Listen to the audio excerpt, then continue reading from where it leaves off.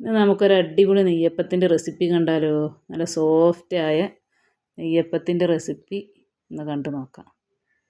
ഇതിനായിട്ട് നമുക്ക് 4 അച്ച് വെള്ളം കൊണ്ട് ഒരു ശർക്കരപ്പാനി ഉണ്ടാക്കാം. 2 കപ്പ് അരി 4 മണിക്കൂർ കുതിർത്തതിന് ശേഷം ഒരു മിക്സിയുടെ ജാറിലേക്ക് ഇട്ട് കൊടുക്കുക.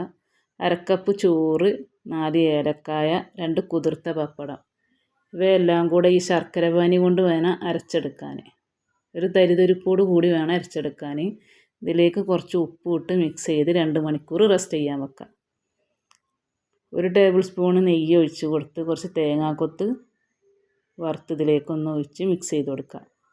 ചൂടായ എണ്ണയിലേക്ക് ഓരോ തവി ഒഴിച്ച് കൊടുത്ത് തിരിച്ചും മറിച്ചും ഇട്ട് വേവിച്ചെടുക്കുക. നല്ല അടിപൊളി സോഫ്റ്റ് നെയ്യപ്പം ഇവിടെ റെഡി ആയിട്ടുണ്ട്.